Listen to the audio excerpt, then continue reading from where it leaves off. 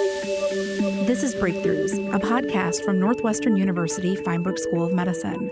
I'm Erin Spain, executive editor of the Breakthroughs newsletter. An exciting new study at Northwestern and the Ann and Robert H. Lurie Children's Hospital of Chicago could soon change the way we care for babies in neonatal intensive care units. Right now, when you walk into a NICU, one of the first things you hear is the beeping of machines. And one of the first things you see are wires everywhere. The babies are typically covered in wires connected to machines monitoring their vital signs.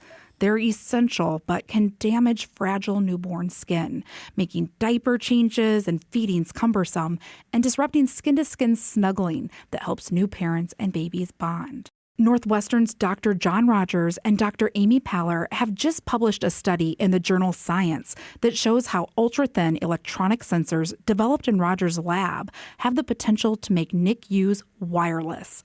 They joined me here today to share more. Thank you so much both for being here. Yeah, thanks for having me. Our pleasure. Yeah. So you two are from two different worlds here at Northwestern. Amy, you are a pediatrician, you're a dermatologist, you're a physician scientist, you're also the chair of dermatology here at Northwestern. And John, you're a pioneer in the field of bioelectronics with an appointment at the medical school as well. How did you two come together to tackle this problem of wires in the NICU?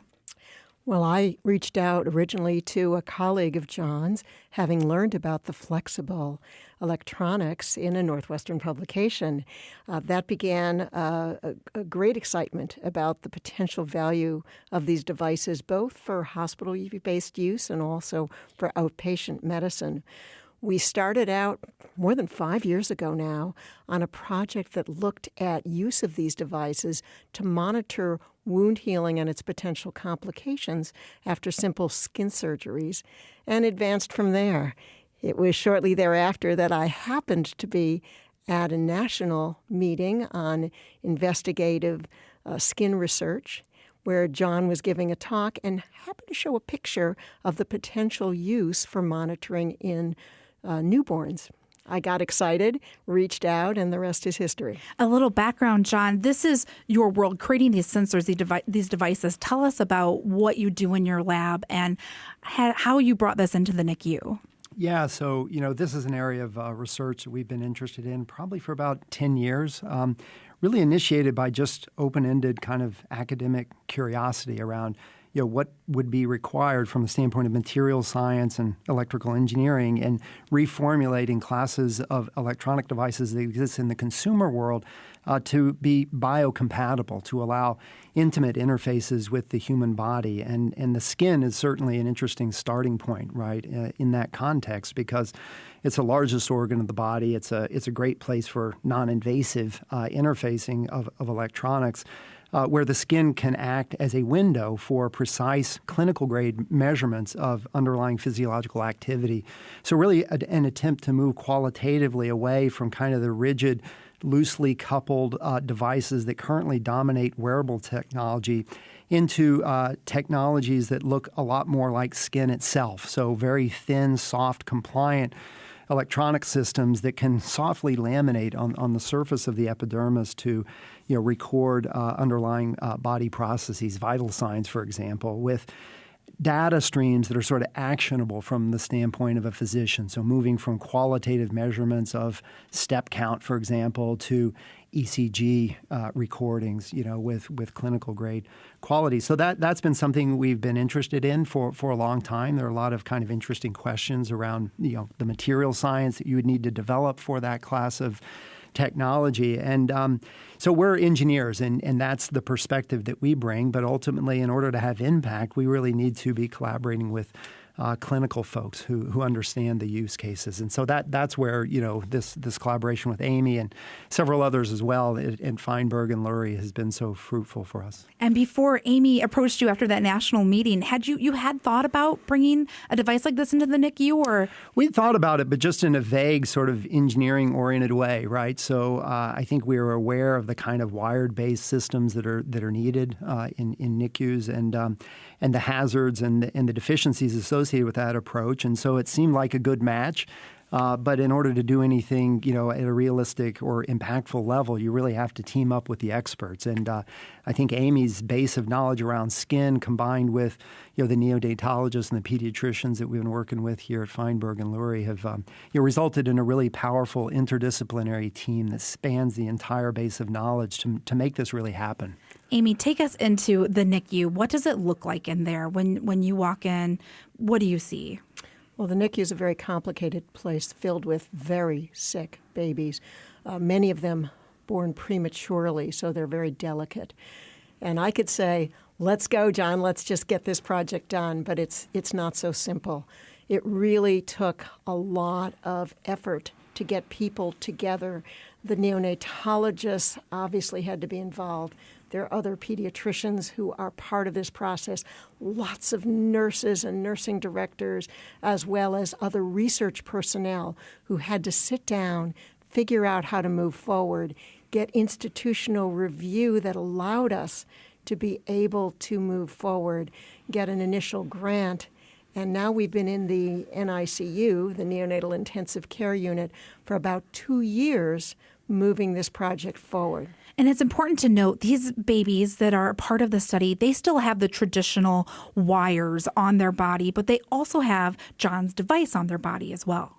Absolutely. We must make sure that we're doing everything very safely with these babies, and you have to test these new devices against the traditional wired device. So it's important to have both on at the same time, and this can be challenging, particularly when we're talking about young premature babies who don't have very much surface area. Well, John, tell me about that. These are pretty small devices. How does the device work? How is the patient data recorded and displayed to the medical team? Yeah, so the device, you can really think about it as a very thin sheet of silicone rubber. Essentially, that's kind of the mechanics and the physical form factor that we're talking about here. Of course, it's fully embedded with advanced, wireless data communication hardware, sensor suites, and computational capabilities as well. But from the standpoint of the tactile feel and the physical experience, it is really like a thin piece of latex. I mean, it's stretchable like a rubber band. It can softly and non-invasively interface with even the very fragile skin that you encounter in these premature babies. So from a physical properties standpoint, that's the way you can kind of think about it. From the electronic and measurement standpoint, it really fully reproduces everything that is currently done with hardwired-based sensors that connect to external boxes of electronics. So all the data is streaming wirelessly and continuously to a tablet computer for which we've designed software that allows a graphical user interface that almost perfectly replicates what the nurses are used to seeing in the NICU today. And so at this point, the devices are still made in our labs, but the nurses and the other attending physicians in the NICU can operate the devices, record the data, understand what's going on, completely independent of us. And so that was kind of an important milestone in the process of trying to sort of mature the technology out of the academic lab kind of into a form that can have real clinical impact. And there is also a transmitter that's involved that's placed under the mattress of the patient? That's right. So the platform that's the focus of this particular paper operates in a completely battery-free modality. So getting the battery out of the system was important for us in terms of achieving this kind of skin-like form factor. The battery sort of disrupts that in terms of the size and the bulk and the weight of the power supply. So instead, we use a transmission antenna that's placed in proximity to the baby, typically underneath the mattress of the isolette. And that antenna is continuously and wirelessly delivering power to the devices that allow the operation of the sensors and the radio communication link that's continuously wirelessly streaming data back to that same antenna, which is then connected to this tablet computer that's doing all the data recording. And Amy, of course, you're very worried about these patients. As you've said, these are some of the most fragile babies at Lurie Children's Hospital. Did they experience any side effects by being part of this study? I'm delighted to say that we really haven't seen any kind of side effects at all. Now, it's important to step back and realize that sick babies tend to have more issues with their skin and with shearing. And in addition, as we go down in gestational age, we see more and more fragility of the skin. And when we're talking about multiple sites on the body that have these leads collecting information with wires attached, one of the big problems has been shearing of skin. About 40% of these babies in the neonatal ICU come away with scars related to devices and sometimes even infections occurring as well. So it's important to recognize that this is something that we were very worried about, especially as you're getting to under 32 weeks gestational age. We know that the skin starts to be very thin. In fact, 40% thinner than full-term babies. In the first few weeks of life, that skin matures and gets to the point where it's less fragile. But during that early period, it's very important that we keep an eye on it. We have been surveying parents, and we've also been doing surveys of the integrity of skin with these devices. Looks great. No problems. Well, that's another important thing to note about the device. It's see-through. So you can sort of see through if the skin is getting red or irritated, which is not something you can do with the traditional leads. That's correct. And we're talking about a much smaller surface area. We don't have multiple leads. We have one at the center of the chest, and then we've got one wrapped around the foot.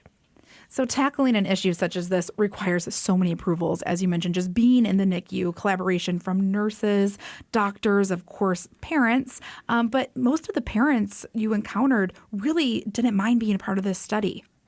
No, this is really quite an effort. Every morning there's rounding their decisions on which babies are stable enough to potentially be in the study, and then to talk to the parents. Now, some parents are very worried about any kind of a study, but for the most part, this has been embraced by parents. And the feedback that we've gotten after parents have been involved with this study with their babies has been uniformly positive. They love the idea of getting rid of the wires. They love the idea of being able to hold the baby and have that skin-to-skin contact that we know is not just wonderful for bonding, but also lowers the risk of lung and liver and infectious issues in these neonates. Well, explain that to me. So right now, when a parent pulls the baby out of the isolette, they want to hold and cuddle the baby. What is that experience like? You really can't do that very easily when babies are covered with wires and basically tethered to a bed. It's hard enough just to even be able to turn these babies. And they can't get very far from the bed either, as you can imagine, to even sit in a chair. I was talking to one mother the other day who said, I want to breastfeed, but I can't get far enough away to sit down and be comfortable. Imagine if you didn't have those wires. It becomes a possibility. Let's hear from one of those parents whose child is enrolled in the study. Hi, my name is Tashana Taylor. This is Grace Rains Taylor. Her name literally means she reigns her father. So it's Grace Rains Taylor. Trying to feed her, change her, swaddle her, hold her, move around with her. With the wires was a little contained because we have like a 3-foot, radius to be with her. And so we're really excited about the wireless. In theory, if she didn't have the wires on her, maybe we can go for a walk around the room or, the area. Maybe we could probably spend a night upstairs together. It'd just make the entire experience more enjoyable and more bonding with her. John, as you mentioned before, you took special care in the interface that's used for the nurses to interpret the vital signs coming in. How important are nurses to this study? Well, they might be the most important people, actually, because they have the deepest insights into what works and what doesn't work operationally, in a NICU. And so we collaborate very closely with the nurses at Lurie and take all of their feedback very seriously and embed their suggestions directly into the engineering platforms. I would also say that even before we got this technology into the NICU, there's a tremendous amount of scrutiny around the design of the devices, the materials compositions, the RF radiation that's involved with their operation, the wireless links to make sure there aren't any unwanted interferences with other kinds of instrumentation that already exists in the NICU. I think it was a 12 to 18-month process just to get the approvals in place. And I think that scrutiny is fully warranted. And so we had a chance to interact with not only the nurses, the neonatologists, the pediatricians, the attending physicians, the entire collection of folks there to make sure that what we were developing was going to be compatible with that very challenging, environment. I mean, I think you could argue that these premature babies are probably the most precious asset in the whole hospital, right? So everybody's looking at all of the details very, very carefully. And as Amy mentioned, we haven't had any adverse events, and I think that doesn't happen by chance, right? There's tremendous attention to what's going on here, and that's a very, very important part of it. And a lot of these babies were monitored for 24 hours. The particular babies mentioned in the study that was published in Science, how many children were involved with that? Oh, a few dozen. So the Science paper is actually, by now some months old relative to where we are right now. Just do the review process and so on. So these studies are fully ongoing. We have weekly meetings. It's a broader team consisting of engineers at McCormick and physicians at Feinberg and Lurie's, and so it's dozens of people literally, and so we have these weekly calls, and we're consenting babies, and we're mounting devices and refining things and proving the technology out, but done in an incredibly careful, systematic way to make sure that everything is operating in a safe manner. And another interesting part of the technology I wanted you to tell me is that besides being wireless, there's properties of this device that make it really suited to the NICU. For example, it can go into an MRI imaging situation. Yeah, so there were a number of different design targets, right? One of them has to do with mechanics and form factor and weight and thickness and thermal mass and all these kinds of properties, where the goal was to match the physical characteristics of the platform precisely to the skin itself. And so it's almost like a second skin, just gently interfacing with the actual skin. And that's all about mechanical engineering and material science. And we work very closely with collaborators in mechanical engineering to do full-blown numerical, precise simulations of the mechanics, so we sort of optimize the configurations. Obviously, the electrical engineering aspects are important. We're operating battery-free. It has to have high fidelity in the data streaming. The precision of the operation of the electronics has to be there. There's also active processing on the data that's happening in the patch itself. And so there's some level of data analytics that are sort of programmed into the electronics. So there's an aspect of computer science and computer programming that go into the device. But as you mentioned, we've also paid a lot of attention to the electromagnetic characteristics of the system. They're naturally transparent to visible radiation just due to the open mesh architecture and the transparent silicone materials that we're using to build the devices. But as you mentioned, having these devices radio translucent at the level of X-ray imaging and MRI imaging also turned out to be very important. And so designing the configurations of these devices to allow X-rays to be performed without needing to remove the device, to allow MRI images to be acquired also directly through device, was an additional important part of the engineering effort that's really highlighted in the paper as well. And Amy, as a physician scientist hearing about this sort of advance, how does that make you feel when patient care is the bottom line for you, improving patient care, that now there might be an opportunity to better care for these small children? It's tremendously exciting. The access for doctors is also going to be dramatically improved, and that's always been an issue. Now we can see more of the baby. We can get to the baby more readily. And being able to just keep on these monitors, even while the baby's bathing also. John, you might want to mention, too, that you can get these wet, and it's okay.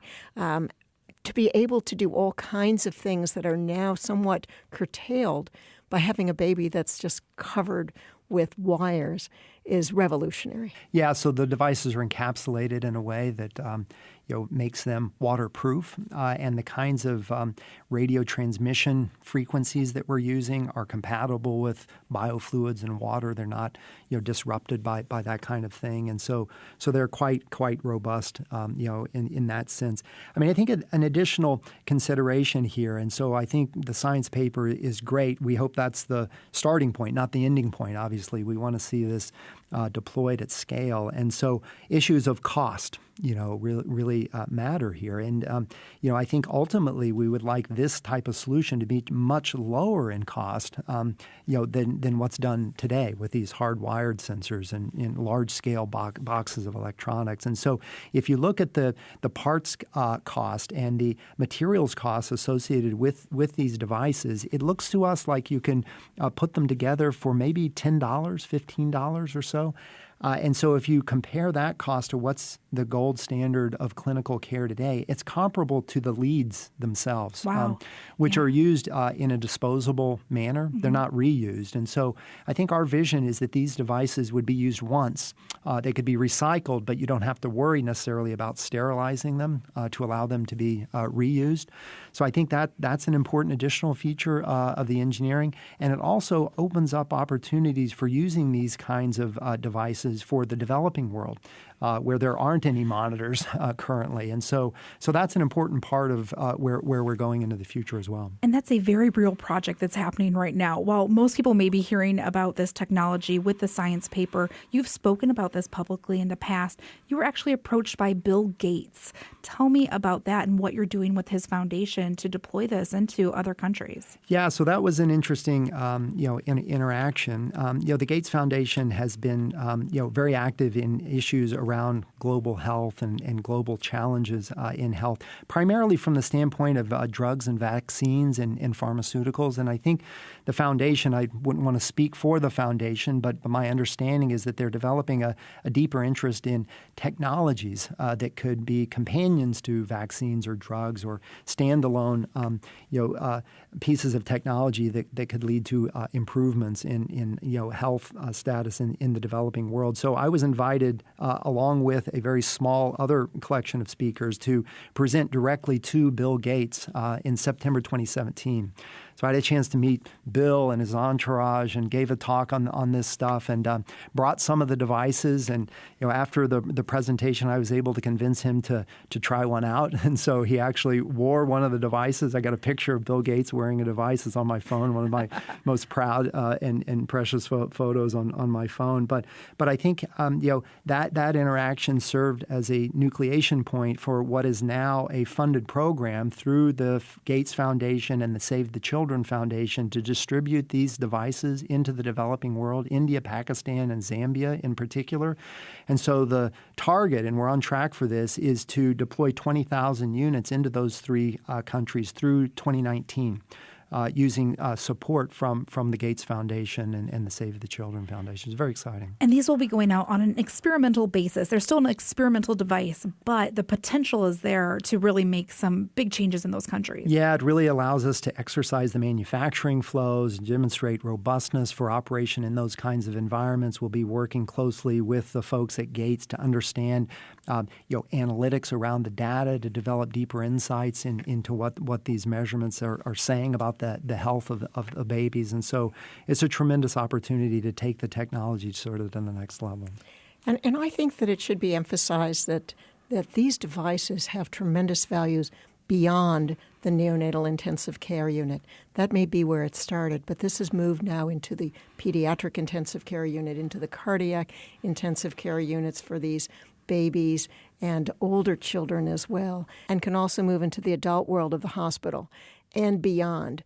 We're very excited about some new developments as well, taking this kind of a device into other realms. For example, in the world of dermatology, itch is a major problem, and at this point we have very few objective ways to determine how much a patient is itching. We rely merely on the patient's interpretation of the level of itchiness.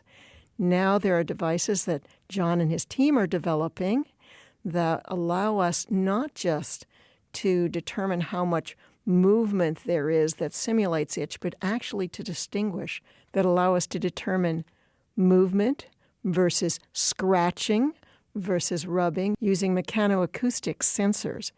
We're just thrilled about being able to take this into trials and potentially deploy this as an outpatient measure that patients can take home that goes along with trying new medications so that doctors actually know how much things are helping with patient itch.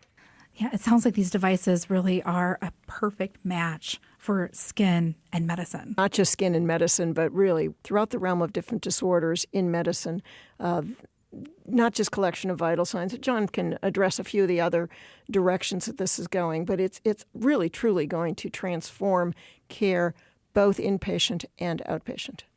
Yeah, I think we have 26 IRB-approved human clinical studies of these classes of devices across a very broad range of conditions, at the medical complex downtown Feinberg and Shirley Ryan Ability Lab, Lurie, Prentice, and so on. So it's very, very exciting in that sense. Gates is interested not only in neonatal health, but also maternal and fetal. So the devices that we'll be deploying through that program will also involve, measuring the mother's health and the health of the fetus, before birth.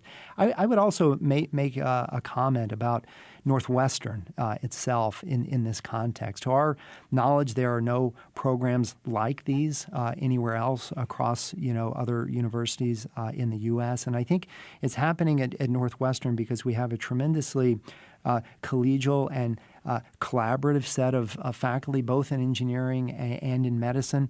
And we have a unique center, the Center for Biointegrated Electronics, that's really bringing together medicine and engineering in really new ways, because I think the interface between those two disciplines is a very fruitful one, for research and development, and ultimately for, the launch of new technologies that can reduce the cost and improve the efficacy of healthcare. It's a really special entity, and it's been supported with, philanthropy from some of the trustees here at Northwestern, Lou Simpson and Kimberly Query, and a lot of this stuff just wouldn't be happening absent that center. It's very important.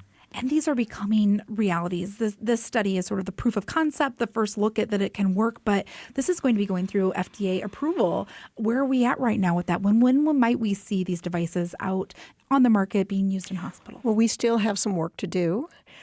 We've now got about 50 babies who've had monitoring for at least 24 hours. It's important to continue these studies to make sure that longer periods of time show that perfect correlation between the wired devices and these wireless devices. It's also important that we really get into the very young gestational age babies. We've gone down to 28 weeks. Now we're going down further, and we will make sure that these devices are very safe with respect to this very fragile skin of these babies. Yeah, we've started to look very carefully at the detailed requirements around that approval process and establishing quantitative correlations to predicate systems, the hardwired devices is certainly the first and most important step in that process. But we're thinking it's kind of on the order of a 2-year type of activity, to get these approved, and that's very much a target around what we're doing. And then maybe there could be technology where parents could take the child home wearing a sensor and monitor in conjunction with their physician themselves. That is the goal.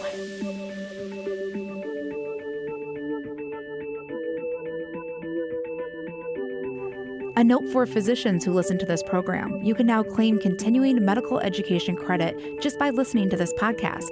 Go to our website, feinberg.northwestern.edu, and search for CME for more details.